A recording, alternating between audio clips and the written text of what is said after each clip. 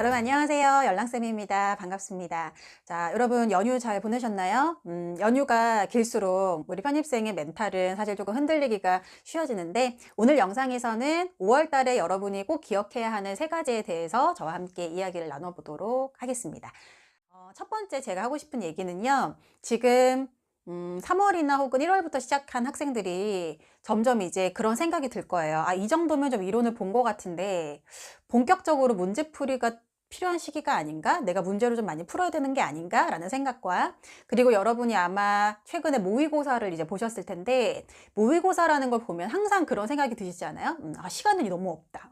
시간 압박이 심해서 못 푼 문제들이 있다. 이런 경험을 몇 번 겪고 나면 당연히 어떤 생각이 들겠어요? 문제를 좀 많이 풀어보고 시간을 제한해가지고 연습을 많이 해봐야지 라고 이제 생각이 들 타이밍이 바로 또 5월 달이라는 시기거든요. 우선은 결론부터 말씀을 드리면 절대로 지금 5월 달까지는 시간을 재서 푸시거나 많은 양을 푸시거나 이러는 거는 조금 지양을 해주세요.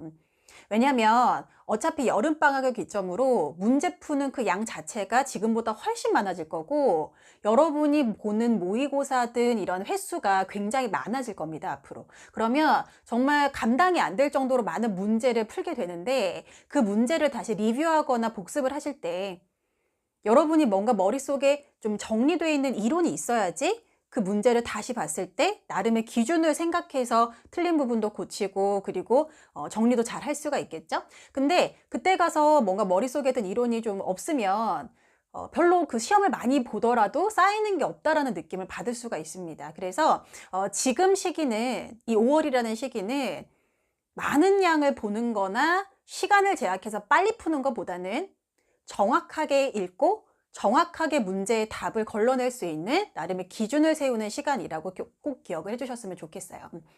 항상 모의고사가 끝나고 나면 저한테 개인톡으로 자주 오는 질문 중에 하나가 선생님 보충 자료로 혹은 부자료로 제가 풀 수 있는 책이 어떤 게 있을까요? 추천을 해주세요 라고 많은 학생들이 질문을 하거든요. 그러면 저는 일단 뭘 물어보냐면 모의고사 점수와 그리고 하루 스케줄표를 제가 꼭 물어봅니다. 그래서 만약에 본인이 하루 공부 시간에서 복습과 예습의 시간이 충분히 진행이 됐고 그 다음에 각 수업을 듣는 교수님들이 주시는 보충 자료까지 완벽하게 소화가 됐는가, 이것까지 완벽하게 했는데도 시간이 굉장히 많이 남는다는 학생들에게는 제가 어떤 교재를 보충 자료로 푸세요 라고 말씀을 드려요. 하지만 아직 모의고사 점수가 50점대 미만이면서 학원에서 하는 수업 내용의 예복습이 제대로 이루어지지 않거나 각 교수님들이 보충 자료로 주시는 그 많은 자료들이 소화가 전혀 안 되고 있다는 학생들에게는 제가 절대로 보충 자료, 부자료를 사라고 권하지 않습니다. 여러분 책이 많으면 되게 좋을 것 같잖아요. 그런데 저는 그렇게 생각해요. 갖고 있는 책을 정말 열심히 보는 것도 공부를 잘할 수 있는 방법이라고 저는 생각을 하거든요. 여러분 분명히 지금 공부하겠다고 굉장히 많은 책들을 샀을 겁니다. 근데 한번 생각을 진지하게 해보세요. 내가 정말로 이 책을 제대로 보고 있는 게 맞나?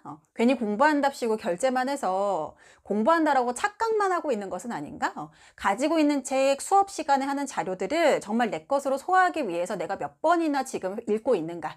몇 번이나 회독을 하고 있는가에 대해서 한번 고민을 해보셔야 됩니다. 절대로 책이 많다고 해서 성적이 오르는 건 아니고요. 가지고 있는 책을 반복적으로 보는 것, 특히 문법이요.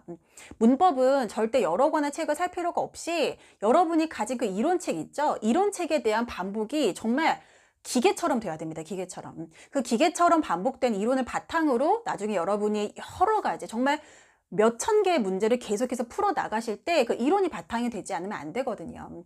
그래서 여러 권의 책을 사기보다 문법은 특히 이론을 지금 조금 지겹더라도 점점점 반복을 좀 해주시고요. 앞으로 점점점 문법 문제를 풀어가는 그 과정이 더 늘어나면서 조금씩 더 재미를 붙일 수 있게 됩니다. 하지만 나중에 가서 그 이론을 다시 보려고 하면 또 남들보다 뒤처지게 되니까 지금 하고 있는 것에 계속해서 좀 반복을 해주셨으면 좋겠고요. 꼭 체크를 해보실 점은 학원 내용에 대한 수업 시간에 대한 예복습과 각 교수님들의 보충 자료가 잘 소화되고 있는지를 먼저 점검을 해보시고 그래도 부족하다 하시면 저한테 인스타 DM이나 아니면 여러분 밴드톡 통해서 얘기를 주세요. 그러면 제가 알려드리도록 하겠습니다. 많은 책을 사는 게 능사가 아니라는 거 꼭 기억해 주세요. 두 번째는요. 편입 공부의 각 과목의 비율을 이제 조금씩 조정을 해야 된다라는 거 말씀을 드리고 싶어요. 우리 편입 영어에 총 몇 과목이 있냐면 다 아시죠, 여러분? 어휘가 있고 문법 그리고 논리, 독해. 저는 지금 논리를 강의하고 있는데 이 편입 영어 총 4가지 영역에서 비율이 조정이 돼야 됩니다. 1년 동안 각 과목을 똑같은 비율로 공부하시는 게 아니라요. 초반에 한 3월에서 한 5월 말, 6월 초까지는 압도적으로 누구의 그 비중이 높죠? 어휘와 문법의 비중이 압도적으로 높습니다. 초반에는 거의 어휘 외우다가 그냥 집에 갈 정도로 하루 종일 어휘만 하는 시간이 대부분일 정도로 굉장히 많은 시간이 어휘와 문법에 투자가 돼요. 그래서 학원 수업도 다 그렇게 배정이 되어 있잖아요. 초반에는 문법 수업이 굉장히 많습니다. 그렇죠? 어휘야 항상 뭐 숨쉬듯이 계속 외우시는 거고요. 자, 그런데 점점점 우리가 여름을 향해 갈수록 이 어휘 문법과 독해 논리의 비중이 점점점 이제 좀 맞춰져야 돼요. 초반에는 거의 한 8대2로 시작을 했다면 문법 어휘가 8, 독해 논리가 2에서 출발을 하셨다면 여름방학 기점으로 해서 양쪽의 비율이 5대5 정도로 조정이 돼야 됩니다. 여름방학 때부터는요, 이제 슬슬 독해 논리의 파트를 그리고 공부 시간을 조금 늘려가셔야 돼요. 그리고 9월 이후에는 점점점 어디 파트가 올라가죠? 독해 논리가 압도적으로 높아져야 되고요. 그리고 문법과 어휘는 물론 이제 계속해서 봐야 되는 영역이긴 하지만 후반부로 갈수록 실제 자습 시간이나 공부 시간은 이 독해 논리 파트에 집중을 엄청나게 시켜주셔야 돼요. 그 이유는 여러분 잘 아시다시피 편입에서 결국에 그 당락을 좌우하는 실력은 결국에 독해입니다. 독해. 왜냐하면 독해 배점이 압도적으로 높기 때문에. 근데 그러면 이제 그렇게 생각할 수 있잖아요. 저도 처음엔 그랬죠. 아, 그러면 독해만 파면 되지 않을까? 난 독해 원래 자신 있는데 독해만 파면 되지 않을까라고 말씀을 하시겠지만 독해인 척하면서 문법 문제가 나오는 것도 여럿 있고요. 그리고 기본적으로 그 문법을 아예 모른다는 것 자체가 그 문장의 어떤 구조 분석이 전혀 안 된다는 소리입니다. 그 말은 뭐냐면 본인 자의적으로 해석을 하는 경우가 많다는 거죠.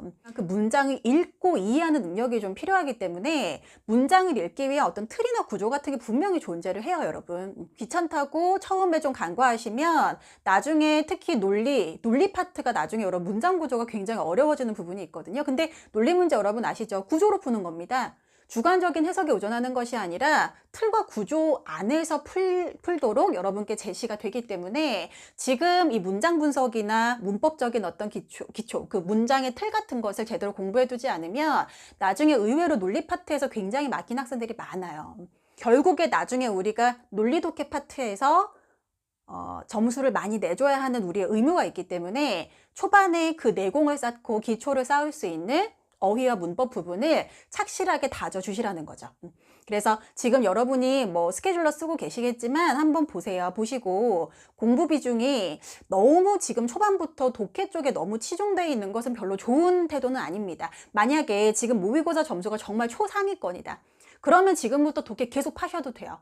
근데 지금 모의고사 점수가 50점 이하인데 높은 점수가 아닌데도 본인이 재밌다고 독해만 파시거나 좋아하는 과목만 파시면 그 점수가 굉장히 정체되고 잘 오르지가 않습니다. 제가 초반에 공부할 때 저는 사실 문법을 너무너무 싫어했던 학생이었거든요. 그래서 문법을 안 하고 편입을 해야겠다라고 마음을 처음에 먹었었는데 결국에 문법 구조를 모르니까 제 마음대로 해석을 하고 문장을 정확하게 읽을 수 없으니까 항상 붕 뜨는 느낌에서 감으로 때려 찍는 그런 식의 문제풀이가 전혀 고쳐지지가 않았어요. 그래서 제가 정말 이제 문장이 좀 정확히 읽힌다. 이제 좀 알고 푸는 것 같다라고 느꼈을 때가 문법 구조를 배우고 정확한 해석법을 배우고 나서 그게 저는 체감을 굉장히 많이 했었거든요. 그래서 여러분 초반에 문법 좀 외우는 거 좀 귀찮고 그리고 좀 하기 싫으면 저도 충분히 이해하지만 결국에 그 파트 정복이 안 되면요 나중에 편입이 사실 많이 뽑는 게 아니잖아요. 한 문제 가지고도 당락이 나뉘어지는 거기 때문에 여러분이 그 내공을 쌓는다는 어떤 차원에서 문장을 정확하게 읽을 수 있다라는 그 공부한다는 차원에서 기초적인 그 문법 구조와 그리고 구문 독해 이런 것들을 절대 소홀히 하시면 안 된다는 겁니다. 아시겠죠? 최종적으로 우리의 목표는 논리 독해를 잘하는 것인데 이것을 하기 위해서 문법과 어휘의 내공은 반드시 쌓여 있어야 된다는 것. 사실 5월이라는 이 시기가 1년의 수험 기간 중에서 가장 집중하기 힘들고 그리고 좀 심적으로도 지치는 달이 아닐까 생각을 해요. 왜냐면 가을이나 겨울에는요 당장 시험이 12월 1월에 코앞에 닥쳤기 때문에 잡생각이 막 들다가도 갑자기 달력 보면 정신이 번쩍 들어서 열심히 하게 돼요. 그리고 여름은 또 학원에 학생들이 더 많이 몰리게 되고 지방에서도 많이 올라오고 집에서 이제 독학하던 학생들도 방학 때만 이제 학원을 다니는 학생들도 있잖아요. 그러면 그 학원 전체 분위기가 약간 좀 경쟁 구도가 더 형성이 되고 그리고 밖이 더 덥고 학원 안은 시원하고 하니까 또 공부하기 나쁘지 않은 것 같아요. 그런데 문제는 이 봄입니다. 봄에서 이 여름 넘어가는 요 시기 딱 5월 달인데 5월 달은 날씨도 좋죠. 노는 날도 많죠. 뭔가 사람들이 행복해 보이고 나는 여기 실내에 갇혀서 내가 지금 뭐 하고 있나 신세한탄하게 딱 좋은 시기가 이 5월 달이에요. 그래서 여러분 이 5월 달을 잘 넘기는 학생들 많이 여름방학 때 성적을 올릴 수 있는 발판을 다질 수가 있습니다. 지금 많이 좀 지치고 힘드실 거예요. 아마 1월부터 시작한 학생들, 3월부터 시작한 학생들은 내가 3개월 정도, 5개월 정도 진짜 빡세게 공부한 것 같은데 성적이 왜 이렇게 안 오를까? 정체기에 대한 좀 걱정도 많이 되실 것 같고요. 그런데 그 공부라는 것은 이렇게 순차적으로 오르는 것은 아니거든요. 계단식으로 올라요. 계단식으로 오른다는 것은 정체기가 분명히 있다라는 소리잖아요. 그러면 이 정체기를 버텨내는 것이 참 심적으로 힘든 일이지만 분명히 지금 5월 달의 시기를 여러분이 잘 견뎌내시면 제가 장담하는데 분명히 이 여름방학 기점으로 점수가 한번 확 뛰게 돼요. 근데 지금 만약에 공부해서 손을 놓잖아요. 그러면 7, 8월에 점수를 뛰게 할 수 있는 그 발판을 마련을 못한다고 생각을 하셔야 됩니다. 굉장히 아찔하죠. 왜냐하면 1년 중에 성적이 한 3번 정도 크게 오르는 시기가 오는데 그 한 번을 놓친다는 것은 남들과 비교했을 때 굉장히 뒤처질 수도 있다는 얘기이기 때문이죠. 아시겠죠? 그래서 조금 마음적으로 힘들고 주변의 상황과 나의 상황이 좀 비교되고 때로는 좀 눈물도 나고 답답하고 스스로에게 자책도 하고 너무나 좀 심적으로 힘든 시기가 5월이긴 한데 여러분 잘 극복할 수 있으니까 또 이 시간도 지나갈 겁니다. 나중에 내년에 5월쯤에는 작년을 떠올리면서 그래 작년에 너무 힘들었었는데 그래도 내가 잘 이겨냈어. 나 잘했어? 이렇게 머리 쓰다듬어 줄 수 있는 분명히 그 시기가 분명히 올 거예요, 여러분. 그러니까 조금만 더 힘내시고 우리 잘 버텨서 여름방학까지 잘 한번 가봅시다. 여러분 같이 가요. 같이 제가 도와드릴 테니까 도움이 필요하시면 언제든지 저한테 연락을 해주시고요. 오늘도 우리 열심히 공부해 봅시다. 네, 그러면 다음 수업 시간에 또 만나겠습니다. 안녕.